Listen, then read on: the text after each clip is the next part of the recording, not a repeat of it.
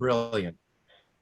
So now that all that tech talk is out of the way, if anybody has any tech questions, please feel free to reach out to Skylar. Once again, you can take that pull down on the chat and talk to Skylar about tech stuff. If you have a question for our artists, you can use the chat function to direct message me. Make sure that you are all muted, and we're going to get started.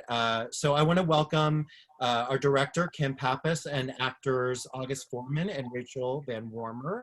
I want to give them all an opportunity to just briefly wave, introduce themselves, and just let us know your pronouns. So we can start with Kim. This is the game that we play in the room. Hi, guys. I'm Kim Pappas. I'm the director, and my pronouns are she, her, hers. Great. And August? Hello, my name is August Forman. I played Theo, and my pronouns are they, them, theirs. Great. And Rachael? Hi, my name is Rachael VanWormer. I played Cecily, and my pronouns are she, her, hers. Great. So we had a couple of minutes to catch up before we let everybody in from the waiting room, but I would love just for you guys to share with everyone at the talkback how you guys are all doing.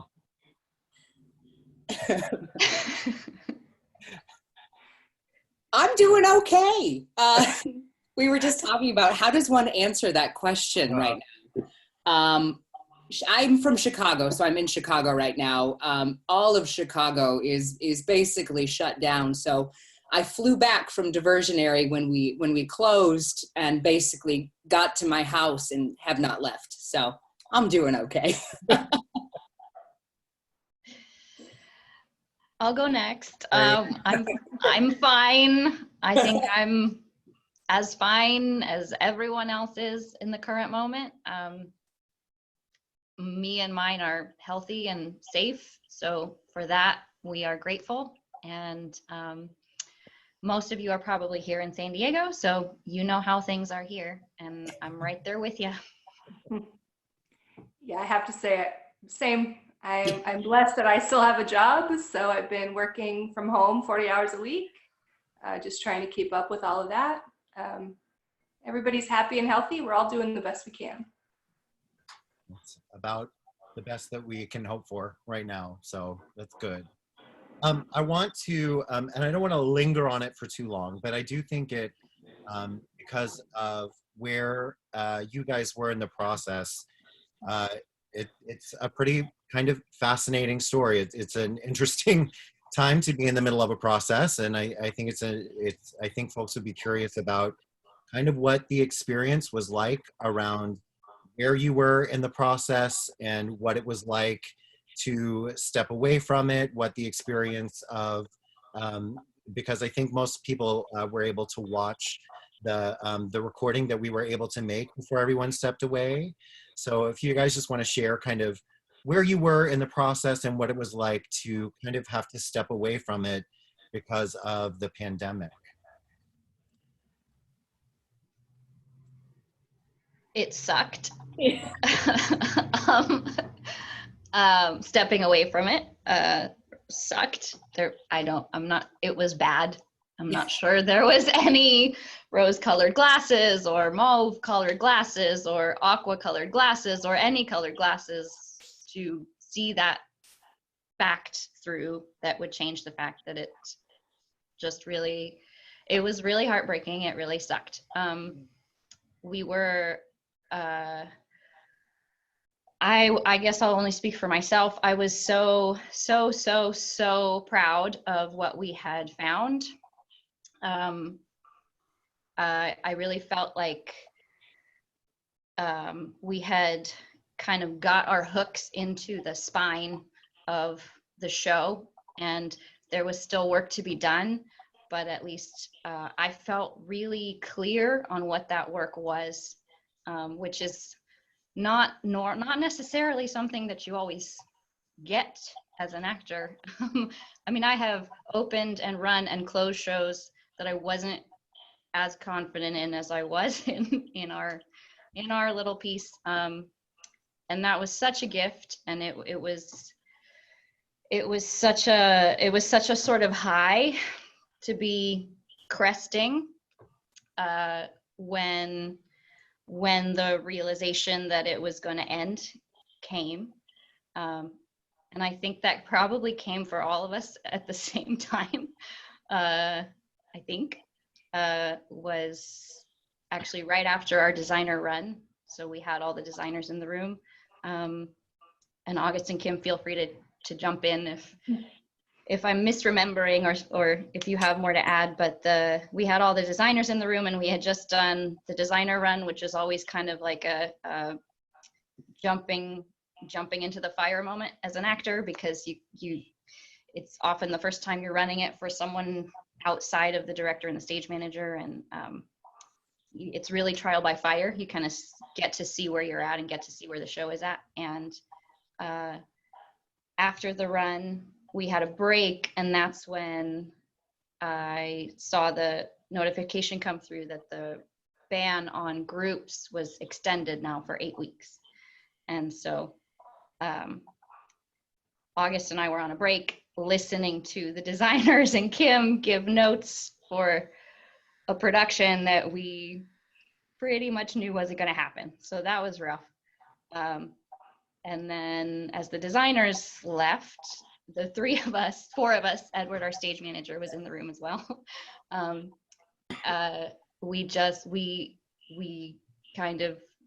We got notes, we went through the notes for the run, and then we didn't leave for some time because we didn't know if we'd come back. And where were you guys in the process when the recording was made? So the night that we recorded the show was the night that we were meant to get on stage for the first time. We were able to get in the night before, obviously, because we knew that we had decided as a team that we were going to run the show and record it. And so we got one night in the theater before then, and it just felt like the heaviest thing, right? Oh, because very sad. we knew we were getting ready to say goodbye to a thing we were essentially just starting. We had we were just getting ready to go into tech, and yeah, it was hard. It was hard. Mm-hmm. I think we felt it coming, if I'm going to be honest, for like a week beforehand, right? But it was like the thing that nobody wanted to talk about. We just kept pushing through the work. And I just remember, like, as we were getting through that weekend of rehearsal, because Sunday was the designer run, right? And Sunday night was when we were like, we weren't sure if we were coming back on Tuesday. But I remember starting to feel a little panicked, because I'm like, if they shut everything down, like, how is August going to get home? Like, August can't be stuck here. Like, that's not fair, you know? And so just weighing out, like, the desire to, like, wanting to hold on to it, because I was so in love with the people and the product, right? But then knowing that it was just best for everyone to let it go, it was hard. I know there was a lot of juggling, because even thinking back that far is insane. But there was so much uncertainty literally from day to day on everybody's end around the theater about what we were going to be able to do, what was appropriate and what wasn't, to make sure that you as artists and our patrons all were safe. So I know that we were grateful that you guys were willing to allow that that to be recorded. And I think that the hard work that you put in and the really impressive work that you put in is evident even in that recording. So well, so let's move away from pandemic land. So when you guys, and we'll start with August if you don't mind, when y'all first encountered the material, what were you most excited about when you first kind of it came across your consciousness? What initially were you excited about just with the material? First of all, I read the script completely, one sitting, couldn't put it down. Immediately had my partner read it so I could talk about it with her. I, as a trans non-binary human, these stories don't exist for me. As a performer, as a human being, I had never read something or seen something like that. I'd never seen something like that where I got to see myself in a character, and I think I cried, actually. I was so happy. I was so excited, and I was just like, I have to book this show. I have to book this show. I have to do this show. Because these stories don't exist. And I was so excited because I knew I had booked A Kind of Weather with Diversionary. I was so nervous that I wasn't going to book plot points, but I just knew from the second I started reading it that this show was so important. Important for everyone to see, not just people. Like, yes, I was so excited that someone like me could sit in the audience and see a show like that, but I was so excited for anybody who doesn't identify as trans non-binary to come and see that show. It's one of the most beautiful scripts I've ever read, so I was so excited. Yeah. Kim? Yeah. Wow. I fell in love. I fell in love with them, with their struggle to be understood and to understand. And it just felt so honest to me. And I was rooting for, because obviously as you read it, you're rooting for them as individuals. And then by the time you get to the end, I feel as an audience member, you become a part of the relationship because in the beginning they are addressing you. And so I would hope that by the end you're all rooting for them. I know that I did. So I just fell in love with it, and I felt so completely honored to be asked to be a part of the process. Rachel, what were your initial reactions to the script? I was very intimidated by it. I was challenged by it. I wouldn't say I had doubts, but I had so many questions about, like, how does this work? Would it work? How the format of it really challenged me. But thinking of it both as an actor and also an audience member. And so the first time I read it, I was kind of sideswiped by it. Just it threw me. And then the second time I read it, which was like immediately after the first time, I was so intrigued and just sort of like drawn to it on some strange molecular level that I wasn't really sure what that was. And I realized that was terror very soon after. And that terror really kind of drove, I can say now with hindsight, most of the rehearsal process for me. But in a good way. Fear can be a great motivator, and that's not to say that the rehearsal process was a place full of fear or an unsafe place. It was the exact opposite of that. It was great, but I had never been faced with a script that asked what that one does of an actor, and so I was so happy and surprised, to be honest, and honored to be asked to do it. Yeah, I was surprised. Yeah. In every way by it. And you brought up the structure, and I think most of the people in this talk back had a chance to watch the video, so they know. But I would love for you guys to share a little bit about, because it is such an unusual structure, how did you allow, because it for the majority of the play, it goes back and forth between the two characters speaking solo. I hate to call it monologuing because it felt very active and it didn't seem monologue-y, but they were speaking solo. So how did that structure, how did you find ways to let it fuel the production? What did you find that it unlocked in the production for you guys? We can start with Kim. Okay, so when I read the play, I knew that it was going to be a challenge. I did not realize how much of a challenge it was going to be, really, until we hit part 2 of the play. So those of you, obviously, if you haven't looked at the script, it's broken up into 3 parts. Part 1 is it's about the first 10-15 minutes, and it's very clear that they're not looking at each other. They're addressing the audience, right? And then you get the reveal that they're actually speaking to each other.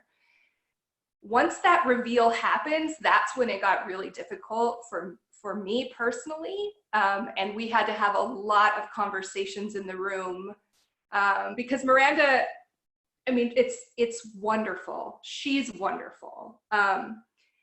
You know, they talk about the rules, but they only clearly state one of the rules in the play. So we had to figure out what the rules were that they agreed upon when entering this conversation. And so we talked about that. I wrote them down, right? I like kept them in front of me the entire rehearsal process. What are their rules? So that we could figure out when they were breaking them, and how they were being driven by them. So yeah, and you know, the whole play really, and talking to Miranda, it was about talking and listening.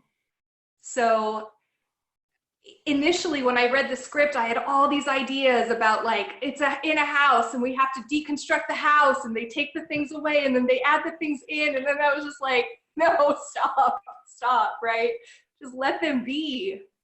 But then what happens when you let them be is that every single thing, every movement, everything becomes a choice, right? Like, why are you doing that?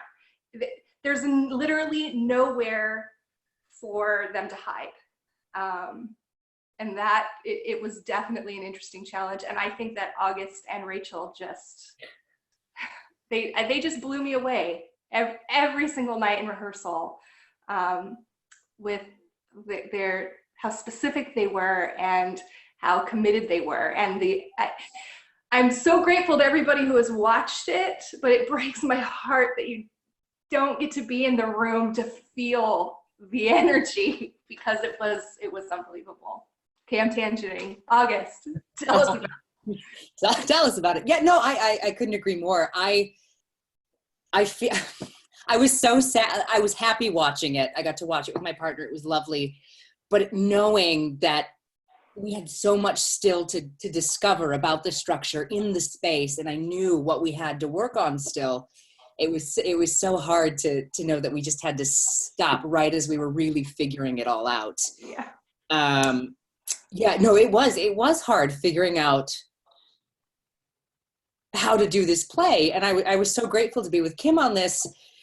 She did such a great job with us. There were days where I was called into rehearsal and Rachael wasn't, and we would just talk through all of Theo's stuff. It was great because I got to come up with like secrets that like Rachael didn't know about. Rachael would come up with secrets and we would see what we came up with on our own in rehearsal. Some things we still don't know. But Kim was very gracious with her time and the time that we got to spend with it. I feel like we started by really getting to know who we were as human beings, what we brought to this story, and then we, sort of added the other person into it, and it was working so well. It breaks my heart that we had to like stop right as we were really getting into I mean, we got into the heart of it. We absolutely got into the heart of it, but the structure was a thing that I was so excited to unlock in that space. Yeah. What an interesting and kind of like exciting opportunity to, like, I think so often when we're performing or when we're directing, like you have that time where you're like, you take someone to the side and you're like, okay, let's go. But to have the kind of the opportunity of, half of the play. And you, Mhm. yeah. And it was so absolutely necessary for this play because there is no real, you just know in the moment what is happening. You hear about stories from their past, but you don't really hear anything about them now, their relationship. You hear a little bit about it, but it was a lot of discussion. We had a lot of discussions. We had to make this play make sense for us. Rachel? What was the original question? I've been- Anything about the structure that you found oh, interesting? yeah. w- what kept sort of floating to the surface for me, like exponentially more than I have ever noticed myself thinking about it with other processes, which is probably a lesson for me as an actor, but is listening. Ooh. We were forced to sit and not speak on stage for sometimes what felt like a very long time. And right, to act is to do, right? You do things. So to translate then the task into something so stationary and so still and so in service of the other was a really, really cool thing to learn and to think about, right in the front of my brain. And it was really because the structure loaned itself to August and I not being in the room at the same time for half of the rehearsal. That was something that I had not experienced before. Walking into a room, knowing work had been done, but not knowing what that work was. Usually in a rehearsal process, right, you have table work and everyone's around the table at the same time, or at least everyone in the scene is around the table at the same time, and everyone's sort of involved in the discussion, or at least listening to the discussion, even if you're not actively participating. But with this one, we did not have that, and it felt a little lonely sometimes. But the payoff of that was there. I remember I think it was like we had been rehearsed apart for like 4 days in a row or something, and then we came back and ran the first 2 parts or something. But the fodder coming off, I see August on my screen right now. So coming off of your face, it was like this endless kind of feedback of information to work off of that I had no real clue what it was. I had kind of an idea, but I didn't really know. But it fed so much of Cecily's processing. And so for the, I don't know of another play that would allow for that kind of, or at least that level of that type of discovery in a process. And having the privilege of being able to be in the room the night that was recorded, you hear and talk about all the time about really being in the moment and really listening. And I think that there's a lot of times where there's a kind of a performative listening. And then there are times when you encounter a performer who is in the moment in a way that if for some reason you're drawn off of the speaker to whoever else is in the space, the way that you guys were actively listening immediately was drawing me back into the story because you guys were so invested. It was a real masterclass. It was really beautiful work, and as far as that. So I want to first I want to remind everybody who is watching, we are getting toward the end of our questions. So if anybody has any questions for the artists, make sure that you submit those through chat. Go ahead and find my name, Anthony, on the drop-down menu, and send that question to me. and I will get those questions out to the artists. I want to really be able to take a moment, Kim, if you don't mind, to honor the work of the other artists whose work we didn't really get an opportunity to see in that video. We had an incredible design team and group of production artists who were working on this. So I would love for you to be able to take just a couple moments and tell us a little bit about the work that you did with them. Rachael, I don't know if you have that model handy just in case, but I would love to hear a bit about that. Sure. So yeah, like Anthony says, I've been blessed in San Diego to work with a lot of really talented designers, everyone I've worked with, and this team was no exception. They're incredible. And I think what they came up with collectively for this show, it really like breaks, I can't, like, it breaks my heart that we didn't even get to see it.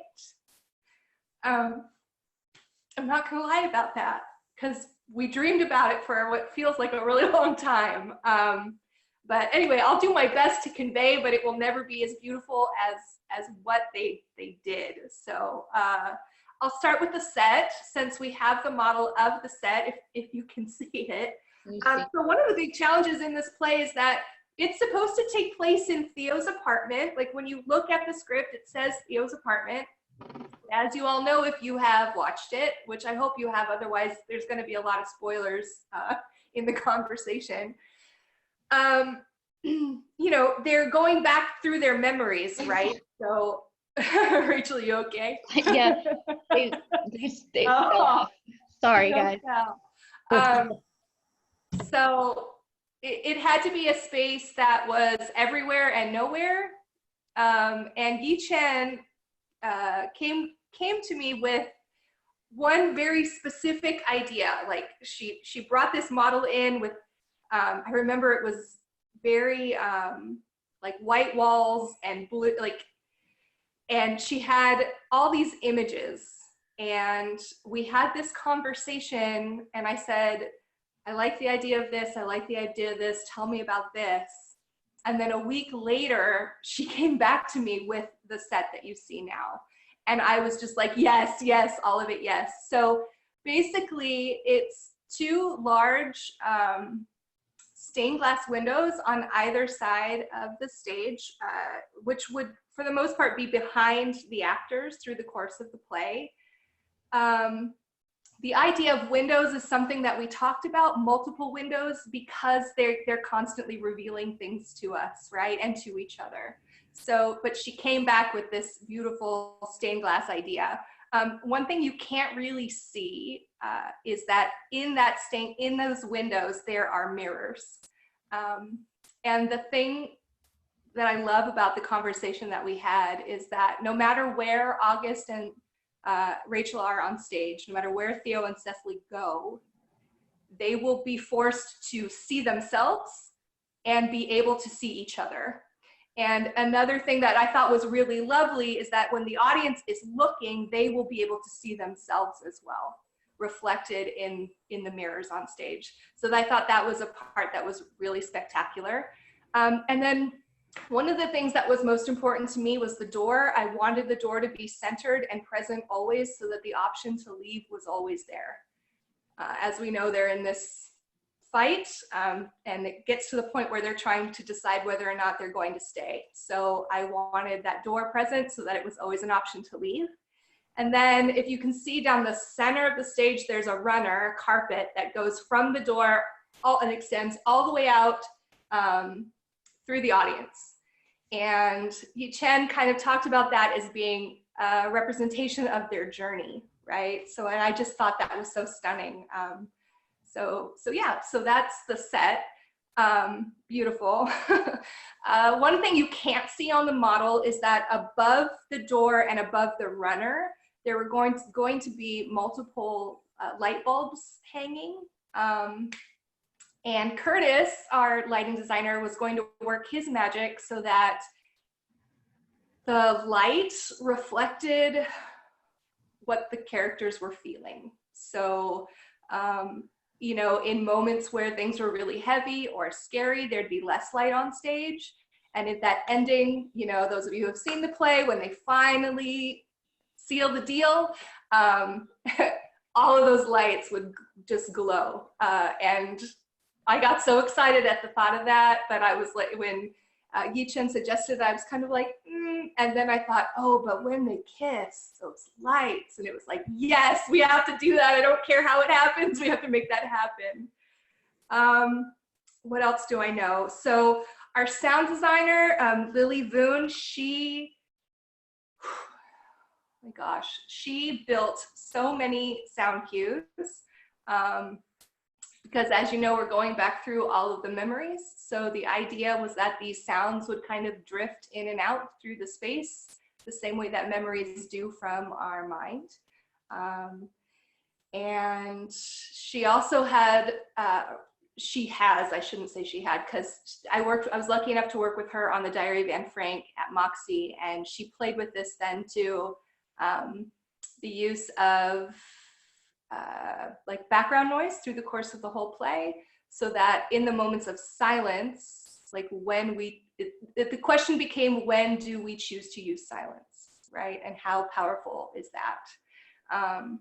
So that was kind of a magical thing.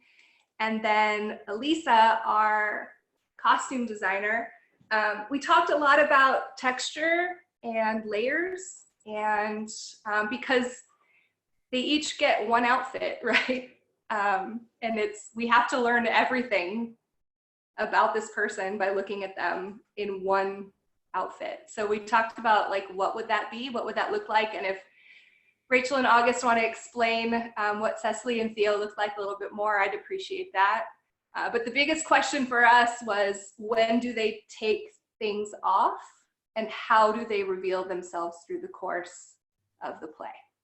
So I don't know if you guys want to add anything else about costumes, because I never got to see them. I was so sad that I didn't get to wear mine. I was going to look so dapper. I had a lovely sports jacket that I didn't get to wear, a lovely sweater. I think it was gray. It was great. You would have loved it. I can't remember what color the pants were, but I'm sure it was a delightful color, and some very cool shoes that I also did not get to wear. That's not thorough, but it was lovely. I remember there was a specific note about Theo and the sweater. Like, the sweater was a choice because when you take off the jacket, I wanted Theo to look comfortable in that, like, Theo would be someone that I want to hug, right? So we wanted to keep you soft.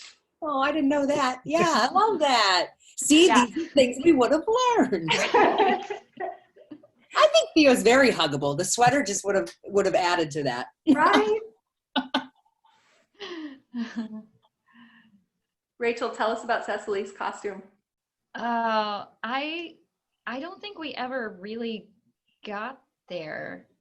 I remember we had options. there were like I don't know, 4 or 5 pairs of skinny jeans in various shades. The pants were very tight. Gray and black. Oh, yeah.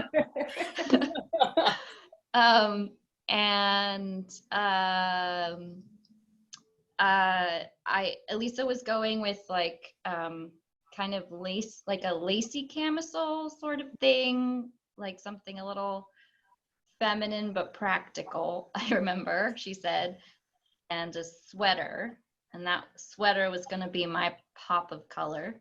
And I think we were between like a aqua blue and a mustard yellow, and we were going to see how they looked in front of the stained glass windows, because those 2 colors were also in the windows, so she was afraid I would like meld into the windows. I think we had one costume fitting. Yeah I had only one. One. Yeah, I can tell you that Cecily's she was wearing a camisole, and there was conversation about the fact that it was sexy, but then the sweater, her like, you know, security, right? Hiding her sexiness, being uncertain of that. And then when you choose to reveal that, another like little tiny costume thing is that there was meant to be something added onto their costumes, a pattern or an accessory of some sort that complemented each other. See, you know way more about our Yeah, costume. I know. We didn't know. We never saw it. That's so cool. I love to have like secrets, not only with actors but also with the designers, like little things that if we're paying attention we'll catch. And so there was supposed to be something on each of you that complements the other, so that when you're together it becomes apparent, right? Yes. We Yes. have a question from the audience that I think we've kind of touched on, but I want to give you guys the opportunity to talk a little bit more about if you have anything to add. But the question is, if you'd been able to finish up with the rehearsals, what would we have seen? How different would it be? And I think, you know, part of it is the finishing touches, all of the things that these other collaborators that were not in the video, all the things that they add. And I think before we also talked about, you know, the gift of time and, you know, the kind of depth that you get from spending time with the material, and frankly, spending time with the audience, who I think is especially in a play like this, very important. But if you guys have anything else to add to that, I'd love to hear your thoughts about how you feel like what we see versus what we would have eventually seen with more rehearsal. I feel like that's the big unknown, right? Because we didn't get it. Yeah. I mean, I can speak for myself, and also I can throw this compliment to Kim, is I know the specificity, just the specificity of rehearsal up until that point had been pretty unparalleled. And I know that would have continued. I'm pretty confident that by opening night, there would not have been a syllable uttered on stage that had not been dissected and reassembled and understood, which, you know, as far as what that would have looked like to an audience, I don't really know how to describe that, other than the fact that you can tell.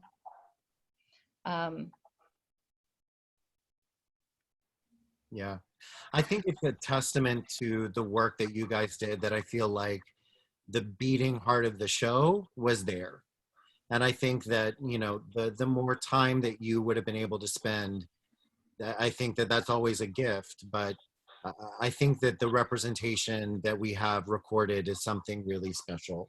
Yeah, I have never, I can say this with 100% confidence, I have never been a part of a show that would have been able to do what we did. Being able to have a couple hours on the stage and say, hey, we're going to record tomorrow. I mean, Rachael and I were off book. We had put in the work. The work had been put in. All that was left was just, yeah. I mean, there's always going to be those things you discover in tech. There's always going to be those things you discover in previews. The costume adds so much. Yeah. But the work was, honestly, the work was there. And I cannot believe we did what we did. And I genuinely felt very good about what we recorded. I've never experienced being that ready. I mean, not ready, but ready. I don't even, it blows my mind that we did what we did. Well, I think we have time for one more question.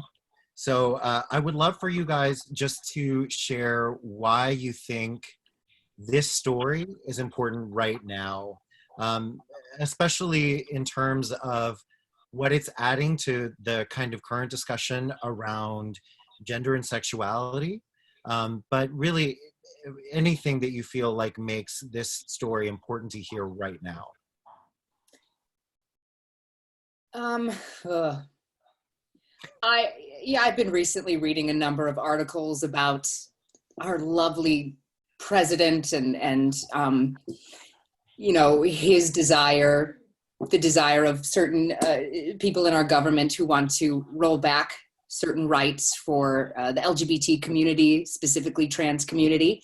And I was having this conversation with my partner yesterday just about the fact that when things like that happen, it's telling the world that people like myself, people in the LGBT plus community, are less than. And when you get to see plays like Plot Points, when you get to see the shows that Diversionary is putting on, it's such a beautiful reminder that we are the same. We are human beings. We struggle. We have the same struggles. We have the same heartbreaks. To be able to have a love story like this, this beautiful love story, it could have been done with any number of human beings, any different types, body types, but it was very specifically a cis queer woman and a trans non-binary human.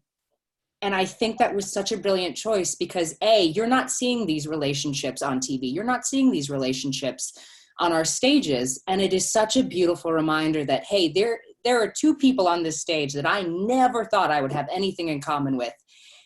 And we are exactly the same. And I was so excited to do this story, to show this story to the people in San Diego. I wish everybody would do this show. I think it's so important. Yeah. Yeah. Rachel? Make Why me follow that up. One of the biggest takeaways for me, I think this play teaches that, or has the opportunity, I think this play offers that it's okay for things to be uncomfortable, and it's okay to be the person to make things uncomfortable. And in a time when everything is a raw nerve waiting to be chafed so that someone can fly into a rage of being offended or aghast or clutching their pearls about anything at all, in a time when it is so taboo to cross anything, any line.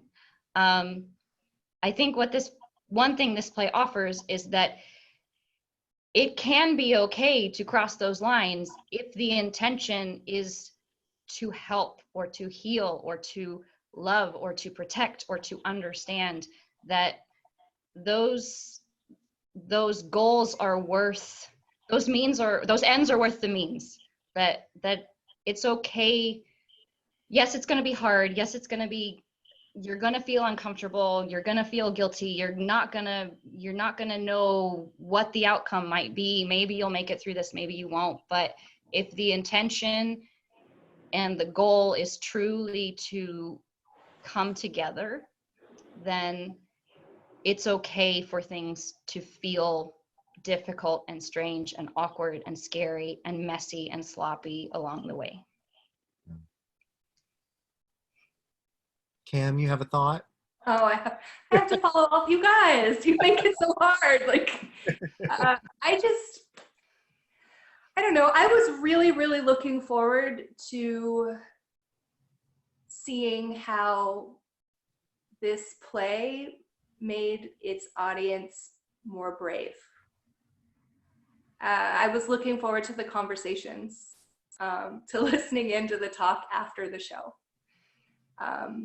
Just the honesty, giving you permission to be honest about what you want and how you feel and how you love and who you are. I was really looking forward to being a witness to that bravery after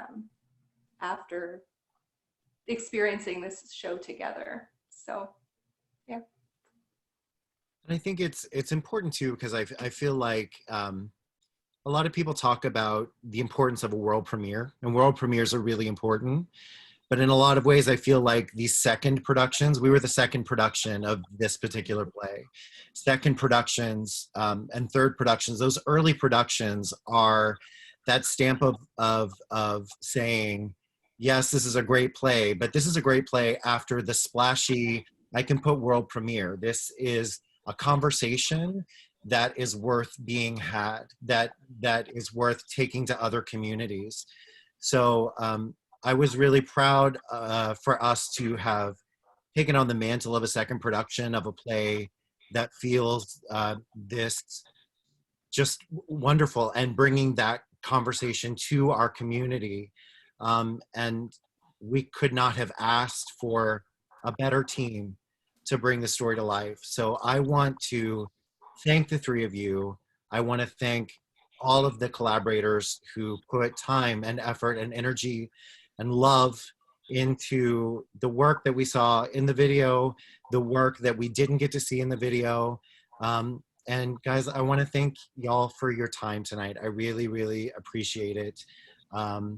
And big, huge virtual hugs to all of you. Thank you to everybody who was here in the audience. I guess you can click away, leave the meeting now. We appreciate it, and thank you. I guess that's it. Bye, y'all. Bye.